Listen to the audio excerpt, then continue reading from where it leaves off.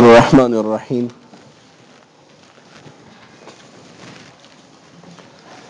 فالمعنى سبحت سبحانه او علم للمصدر وهو التسبيح كعثمان للرجل. شارح قاضي دا خبره کړې و چې سبحان اما مصدر، نو الته موږ دا خبره کړې و چې غرض د شارح قاضي دفع دی و اعتراض ده. حاصل اعتراض دا چې سبحان په سبحانه کې منصوب ده او د نسب د پاره 12 طریقې دي، یعنی منصوبات 12 دي. په دې 12 اقسامو کې دا کم یو دی، یعنی دا طریقه د نسب څه شی ده. نو شارح قاضي خبره کړې و چې سبحان یا مصدر ده، یعنی دا مصدر ده، او لاندې وروسته وایي یا علم مصدر ده، او په حاشیه منهیه کې وایي چې یا اسم مصدر ده. نو بهرحال که مصدر شي، که علم مصدر شي، او که اسم مصدر شي، نو حاصل جواب دا دی چې دا مفعول مطلق ده. څه شی ده؟ مفعول مطلق ده. اوس نن چې شارح دا خبره کوي فالمعنى سبحت سبحانه، نو غرض د شارح دفع دی او اعتراض ده. حاصل اعتراض ده چې ته وایي السبحان اما مصدر، سبحان یا مصدر دی، نو ته وایي چې دا مفعول مطلق ده. نو زه تا نه پوښتنه کوم چې دا مصدر د مزیدو ده که د مجردو ده؟ دا مصدر د مزیدو ده او که د مجردو ده؟ یو هم نه صحیح کېږي. معترض وایي ولې؟ ځکه مصادر د مزیدو دا قیاسي دي، هغه په اوزان مخصوصه باندې دي. مثلا قاعده او قیاس دا د چې ماضی په وزن د افعاله، مضارع په وزن د یفعلو وي، نو مصدر به په وزن د افعالون راځي. چې ماضی په وزن د سبح فعلا، مضارع په وزن د یفعلو وي، مصدر به په وزن د تفعلون باندې راځي. نو خو بهرحال مصادر د مزیدو په اوزان مخصوصه باندې دي، قیاسي دي. سبحان پاغي کې په یو وزن باندې نه دی، سبحان پاغي کې په یو وزن باندې. فعلان وزن د مزیدو په مصادرو کې نشته، فعلان وزن د مزیدو په مصادرو کې نشته. دا خبره خو مونږ کوو چې مصادر د مزیدو دا قیاسي دي، خو بیا د صرف کتابونو کې لکه مرح و غیره لیکلي دي چې په دې مزیدو کې 4 بابونه داسې دي چې کله کله مصدر خلاف القیاس هم راځي، او باب تفعیل له، باب تفاعل له، باب مفاعله ده، او باب تفاعل له. په دې باندې رسید ان شاء الله. خو بهرحال مشهور دا دی کنه چې مصادر د مزیدو قیاسي دي. ها نو مصدر د مزید خو نشي کېدلی، مصدر د مجرد به وای. چې مصدر د مجرد وای نو مصادر د مجرد خو قیاسی نه دي کنه، سما پورې تعلق لري. څنګه چې د عربونه سما شوی وي، څنګه چې د عربونه سما شوی وي. نو بیا عامل کې پوښتنه کوم. معترض وای عامل د مزید وای که د مجرد وای؟ عامل د مزید وای که د مجرد وای؟ که عامل د مجرد وای سبحتو کنه، نو بیا مقصود د ماتن نه حاصلېږي. ولې؟ ځکه مقصود د ماتن انتصاب د تنزه دی الله پاک ته، نسبت د پاکی دی چاته؟ الله پاک ته. او په دا انتصاب باندې مزید دلالت کوي باب تفعیل. پوهېږي ور باندې؟ مجرد ور باندې دلالت نه کوي. او که چېرته عامل د مزیدو نه وای نو بیا خو مقصود حاصلېږي چې هغه انتصاب د تنزه دی، نسبت د پاکی د الله ته، یا نسبت د الله دی پاکی ته. خو بیا نقصان دا پیدا کیږي چې د عامل او د معمول ترمن موافقه نشته. عامل د مزیدو نشو او معمول مصدر د چا نشو؟ د مجردو نشو. په اعتراض باندې پوه شوي؟ پوه شو ان شاء الله. نو دی جواب کوي فالمعنى سبحتو. نو حاصل د جواب دا دی چې سبحان دا مصدر د مجرد وایم، مصدر د چا وایم؟ د مجرد وایم، او عامل د مزید نه وایم. نو مقصود خو حاصلېږي کنه. نقصان دا دی چې موافقه د راځي ورته دا د هغه چا په مذهب باندې بنا ده چې هغه د عامل او د معمول ترمن موافقه ضروري نه ګڼي. د عامل او د معمول ترمنځ موافقه ضروري نه ګڼي، یعنی د عامل او د معمول ترمن مخالفت جایز ګڼي. یا بابن لکه انبت الله نباتن کې نباتن معمول د انبت ده، انبت د باب افعال نه ده، او نبت چې د مجرد نه ده. مخالفت شته که نشته؟ او یا چې د مخالفت جایز ګڼي مادتن، لکه قعدت جلوسن کې قعدتم د مجرد نه ده، جلوس هم د مجرد نه ده، خو بیا ماده خو جدا ده کنه. د جلوس ماده جیم لام سین ده، او د قعدتم معنی قاف عین ده. الله په دې باندې پوهېږي ان شاء الله. نو دا دغه چا په نسبت باندې دی چې هغه د عامل او د معمول ترمن موافقه بابي یا موافقه مادي ضروري نه ګڼي. په دې باندې رسېږي ان شاء الله. نو ګوره دغه اعتراض چې کوم شو کنه او مونږ جواب وکړو، دا اعتراض په دې باندې واردېږي چې کله سبحان مصدر شي. ګوره ځکه چې کله سبحان مصدر شي نو د مصدر او د عامل ترمنځ د بعضي علماو په نسبت باندې موافقه ضروري ده. او که چیرته دغه سبحان عالم مصدر شي یا اسم مصدر شي چې پرونه موږ فرق کړی دی نو بیا د اعتراض له سره واردېږي نه ښه. ځکه د عالم مصدر او د عامل ترمن د اسم مصدر او د عامل ترمن د موافقي عدم ضرورت دا اتفاقی دی. دا څه دی؟ اتفاقی دی. د عالم مصدر د اسم مصدر او د عامل ترمنځ عدم ضرورت د موافقي دا څه دی؟ اتفاقی دی. بس په معنا کې موافقه ضروری ده. معنا کې خو موافقه شته کنه. او کنه سبحان هم په تسبیح باندې دلالت کوي. که عالم مصدر شي او که اسم مصدر شي. او سبحت چې هم په تسبیح باندې دلالت کوي. ځکه تسبیح د سبحتو نه جز دی کنه. په دې باندې ورسېد ان شاء الله سر په خلاص شو. بیا ور باندې اشکال پیدا کیږي چې تا عامل سبحت راو بس او سبحت چې دا د باب تفعیل نه دی کنه. سبحت د چا نه ده؟ د باب تفعیل نه ده. نو باب تفعیل خو راځي لپاره د ایجاد د ماخذ. باب تفعیل راځي لپاره د چا؟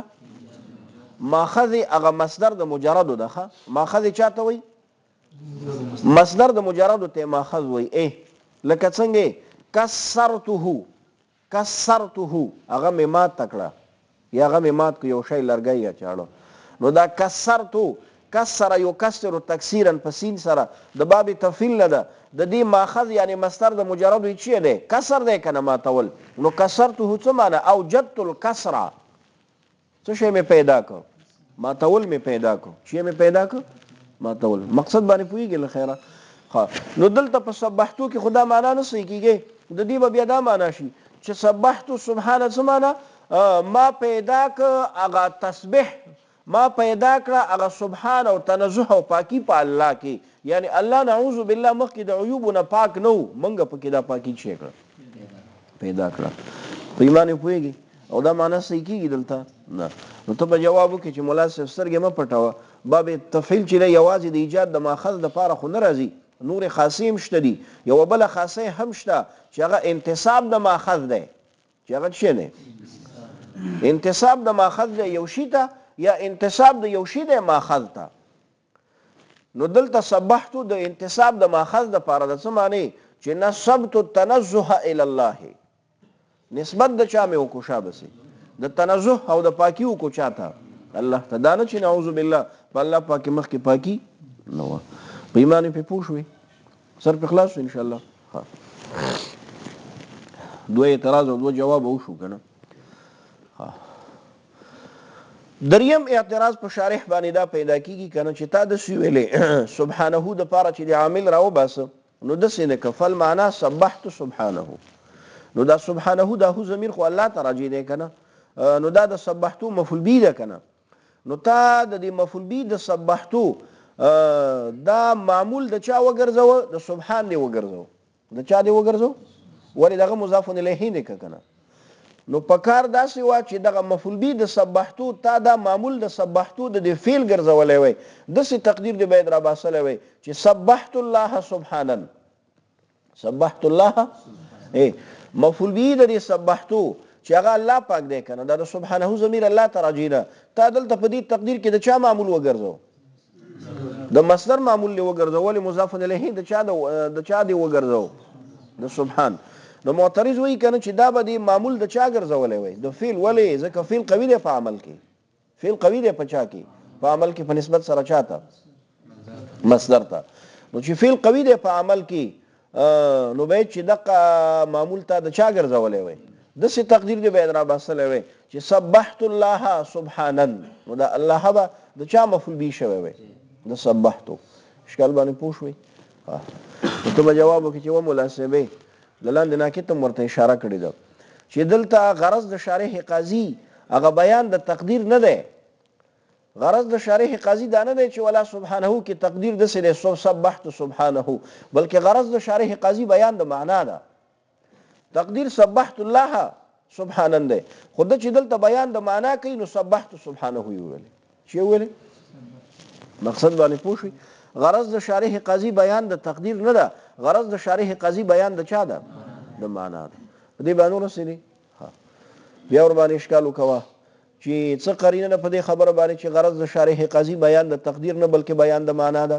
څه قرینه ده؟ ورته قرینه ده معنا ده کنه یاره. شارح قاضي دلته څه وایي چې فل معنا کفت تقدیر ویلې ده. فل معنا یې ویلې سبحت سبحانه، دا څه خو نه ویلې چې فت تقدیر سبحت سبحانه. په دې باندې ورسېد ان شاء الله. نو فل معنا چې سبحت سبحانه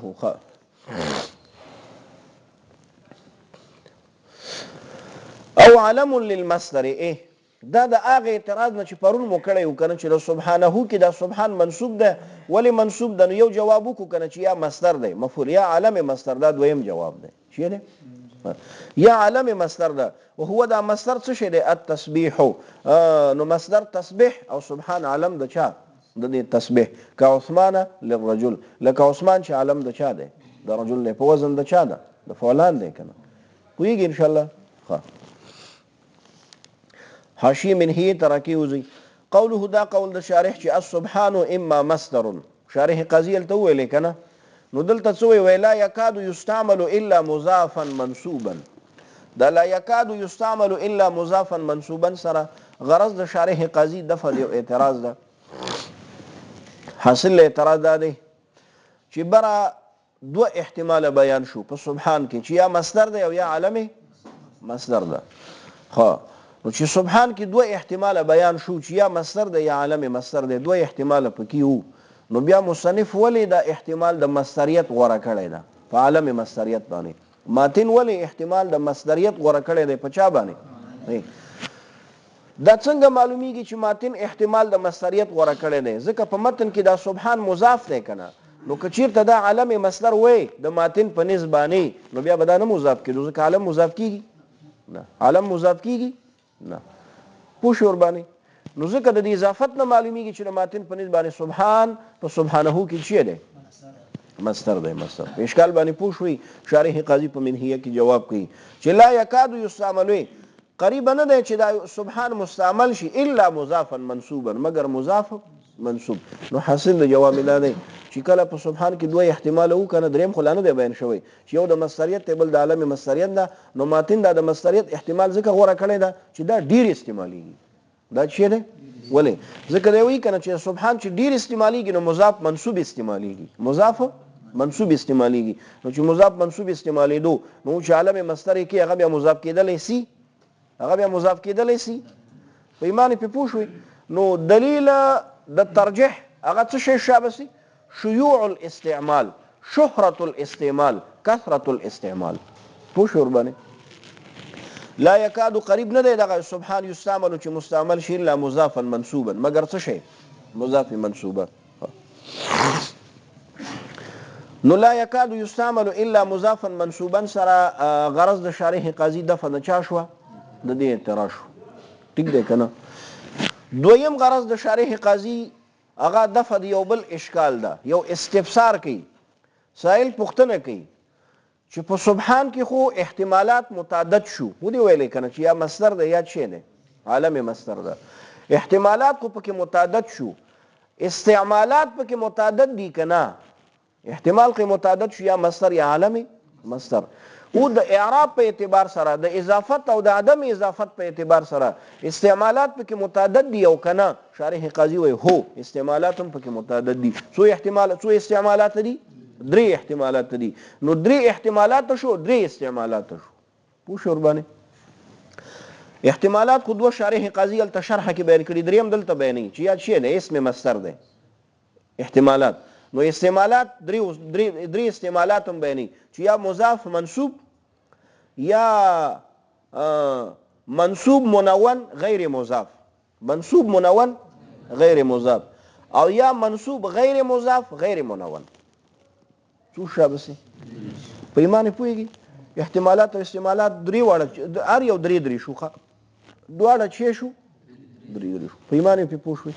ښه وقال سیبوی څه وایي؟ غرض د امام د نقل د قول د امام سیبوی نه هغه یو خو بیان د احتمال ثالث دی. بیان د چا دی؟ شارح خو دوه بیان کنه چې یا مصدر دی یا علم مصدر دی. د امام سیبوی قول نقل کی چې هغه کې دی وی چې اسم مصدر هم استعماليږي. ټیک دی کنه یو غرض خدا شو او دویم غرض چې دی کنه هغه بیان د هغه استعمالاتو دی هغه استعمالات چې یو منصوب منون استعمالیږي او بل منصوب غیر مضاف او غیر منون استعمالیږي پوهیږي ان شاء الله پوه شو ورباندې دا څو غرض شو د قال سیبوی نه دوه غرض شو دریم غرض دا دی کنه اشاره د ضعف ته چې د سبحان د مضاف منصوب استعمال چې دا اولاد دی او دا دوه نور چې دي دا دوه نور استعمالات چې منصوب منون او منصوب غیر منون او غیر مضاف دا ضعیف دي ولی ځکه هغه امام سیبوی په یقال سره ذکر کوي په چا سره ذکر کوي یقال سره او یقال چې دا صيغه د تمریض دی کنه تمریض معنی یو شی ته د مرض او د ضعف نسبت کول په ایمان په پوښوي ها وقال سیبوی وی کنه سیبوی سیب نه دی سیب مرکب صوتی دی کنه یو سیب دی بل ویح دی ویح صوت ته سیب معنی ته وی د دم وی معنی ډیره خوخه و معنی به همیشه لاس کې ونو ځکه ورته امام سیبوی وی بس اولی او ځای کې لیکلی په دې باندې رسېږي او شامی بیا لیکلی دي وای معنی چې حافظه کمزوري کوي او دې کې یو ضعیف حدیث هم نقل کړی دی او بعضی وی چې نه هغه ترشه معنی چې د حافظه کمزوري کوي ترشه معنی چې حافظه کمزوري کوي په دې باندې رسېږي خو بیا فضائل هم شته دی یو مقوله ده وعجبت ممن مات وفي معدته تفاح زه تعجب کوم چې یو کس چې مړ شي او د په خېټه کې د مڼه پرته دا ډېره بعیده خبره ده مڼه او مرګ دا ډېره بعیده دي سره هغه هم شته دي ښه پوهېږي ورباندې وقال سیبوی وی کنه ویقال ویل کېږي سبحت الله تسبیحا اینې وشو کنه منصوب منون وسبحانا فالمصدر التسبيح وسبحان اسم يقوم مقام المصدر يعني دا اسم مصدر دا دریم احتمال شو کنه شو وقد اجري علما للتسبيح او کله جاری کیږي دغه څه شي دا سبحان علم د چا د تسبيح نو چې علم د تسبيح شو تسبيح په معنا د چا سره تنزيه سره نو بیا څنګه استعماليږي شابه بیا منصوب غیر مضاف او غیر منون منصوب غیر مضاف او غیر منون په دې باندې رسېږي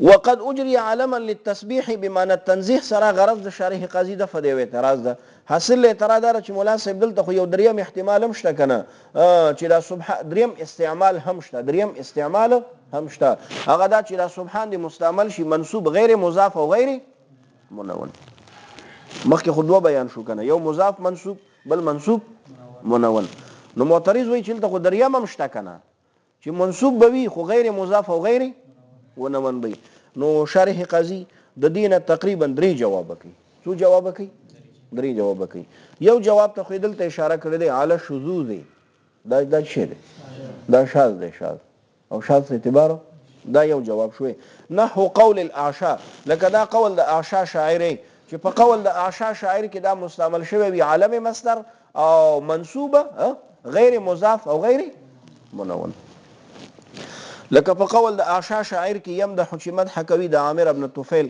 ويهجو علقمه بعضی وی چې د علقمه صحابي دی خو نه صحابي نه دی خدای بل څوک دی علقمه په نوم صحابي مشته خداغه صحابي نه دی شعر داسې دی ما ته ګوره د اعشى شاعر چې دی د عامر ابن طفیل هم د خپل قبيله مشهور او د علقمه چې کنه دا هم د خپل قبيله شیو مشهور نو د راغی علقمه ته وې زه تاسو سره غونډي توپ غواړم وې صحیح دی کنه صحیح دی وینا د مرګ غونډیتوب او د مرګ ملګرتیا مم کوي کنه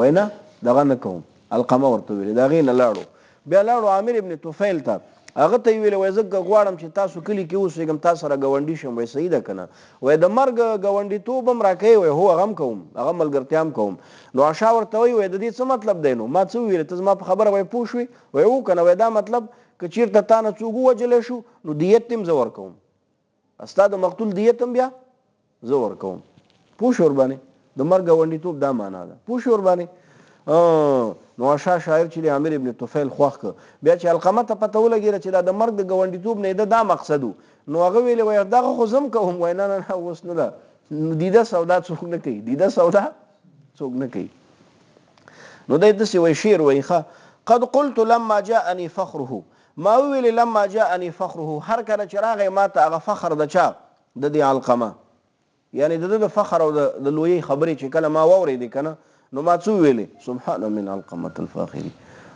پاکی ده الله لره د علقمه فاخرینه د علقمه کې برجن نه زه چې غواړم الله ته ځان سپارم پوه شو ورباندې. اوس راشه خبره په سبحانه کې ده ما ته وګورئ د سبحانه من علقمه دا خو ښکاره خبره ده چې سبحانه چې دلته هغه ده منصوب دی غیر مضاف او غیر منون دی. مضاف خو نه دی ځکه من راغلی دی که نه د مضاف او د مضاف الیه ترمن فصل په من سر راځي نه او دغه شان منون هم نه دی ولې که منون وی که نه نو بیا به الف ورسره په آخر کې لیکلی شوی وی چې به لیکل شوی وی سبحانن به بیا لیکلی شوی وی چې به لیکلی شوی وی سبحانن ولې ځکه د متاخرینو نحاتو رایه دا ده چې دوی د منصوب منون نه وروسته الف لیکي او متقدمین اگر که نه لیکي خو شایع دا د متاخرینو رایه ده دا د شرجامي نکته ده او باساولي بیا د دې عکس بیان کړی دی متقدمین وایي الف لیکي متاخرین نه لیکي په دې باندې پوه شو. دا خبره چې دلته څنګه د عالم مصدر دی دلته څنګه ده هغې ته متوجه شي دا غلطه شرح نه ده کړې دا داسې معلومیږي سبحان چې دی که نه دا اسم دی که نه د اسم معرب دی که نه دی او اسم معرب چې یو ځای کې استعمالیږي په هغې باندې تنوین راځي که تنوین نه راځي خو یا به الف لام ورباني یا به مضافي یا به الف لام ورباني وي او یا به مضافي. دلته مضاف هم نشته الف لام هم وربانې نشته او بیا هم تنوین نشته نو پته ولګېده چې دا تنوین نه دی راغلی د دې وجې نه دی راغلی چې دا علم دی څه شی دی علم ده نو چې علم پکې راغی نو دا غیر منصرف شو یو پکې علمیت شو بل پکې الف و نون زائدتان شو نو په غیر منصرف باندې تنوین راځي نه نو داسې معلومیږي ښه دې نه معلومیږي چې په قول د آشا شاعر کې دا څه دی عالم مصدر دی په ایمان پې پوه شوې نو خو بهرحال یو جواب خو وشو که نه چې دا شاذ دی چې دی قیل ویلی شوي دي دا دویم جواب دی دا چې دی دویم جواب دی دویم جواب دا دی چې ملا صاحب دا مضاف دی علقمه ته نو دا په هماغه کې داخل دی مضاف منصوبه کې داخل دی دا په چا کې داخل ده نو دا تنوین چې ورباندې راغلی دی وجې نه راغلی چې مضاف دی که نه اوس پوه شو ورباندې قیل ویلی شوي تقدیره تقدیر د دغه شعر هغه سبحان علقمه ده نو بیا اشکال پیدا کیږي چې سبحان علقمه نو بیا خو مقصود د شاعر نه حاصلېږي مقصود د شاعر خو حجو د علقمه ده که نه تسبیح د علقمه ده نو دی وایي نه مړه دا سبحان علقمه چې علی طریق التحکم دا په طریقې د استهزا سره ده په طریقې د چا سره ده استهزا سره ده ټیک دی که نه نو بیا اشکال ور باندې پیدا کیږي چې ته وایې دا مضاف دی علقمه ته په سبحان من علقمه کې نو دلته خو من راغلی که نه د مضاف او د مضاف الیه ترمن خو فصل نه راځي نو دی وایي نه ومن مزیدة من شی دی زائد دی او حرف زائد کله کله راځي په مابین د مضاف او د چا کې د مضاف الیه کې ایما امرأة نکحت نفسها بغیر اذن ولیها فنکاحها باطل حدیث د عایشې صاحبې دی که نه ایو مضاف ته امرأتن ته فصل راغلی دی په چا سره په ما سره دغه شانې ایما الاجلین قضیتو موسی علیه السلام چې وایي شعیب علیه السلام ته هره یوه نیټه مې چې پوره کړه 8 کاله که 9 کاله 10 کاله مې ستا د لور په مهر کې دا ستا میږې وپیولې نو هغه د ایما الاجلین ایه چې دا مضاف ته اجلین ته هغه د مضاف او د مضاف الیه ترمن فصل په ما راغلی که نه دی راغلی ټیک دی که نه خو نو بهرحال دا څو جواب شو دا دوه جواب شو که نه دا اصل هغه نه څو جواب شو دوه جواب وقیل چا ویلی دا دریم جواب دی دا چې دی وقیل چا ویلی چې نه اصله اصل د دې هغه سبحان الله من علقمه الفاخري ده یعنی سبحانه چې د علقمه ته نه ده مضاف الیه محذوف دی چې هغه الله ده چې ده الله ده سبحان الله من علقمه الفاخري نو تقدیر د مضاف الیه وشو که ونه شو خو دا دریم جواب باندې شارح قاضي رد کوي چې نه و ملاسبه دا جواب مردود دی ولې وایي ځکه سبحان الله کې خدا سي معلومیږي چې دا سبحان اصل کې مضاف د الله تو بیا د اضافت نه قطع شوی مضاف الیه حذف شوی کنه او دا وایي قاعده چې کله مضاف د اضافت نه قطع شي نو یا مبني علی الزم لك قبله بعده یا تنوین ور باندې راځي عوض د مضاف الیه کې لکه حين اذن اصل کې اذا كان حين اذا كان كذا دا اذا كان كذا ته مضاف ته چې کله كان كذا حذف شو دغه په عوض کې تنوین راغی په اذا باندې او یا چې د اضافت ثانیا کېږي لکه یا تای متیمه عادیین کې منادا کې شر جمعي کې مشویلی په دې باندې ورسته کنه او دلته په سبحانه کې شته دي بنا علی الزم شته اضافت ثانیا شته تنوین شته نو ځکه دا مردود دی دریم ورد علیه رد کړی شوی دی علیه په دا دریم جواب باندې چې بیان تقدیر د مضاف الیه چې لا یکون دا نه وی الا بالبناء علی الزم مگر چرته یو لکه په قبلو بعدو کې او بتعویض التنوین فی المضاف یا په عوض د تنوین سره پچا کې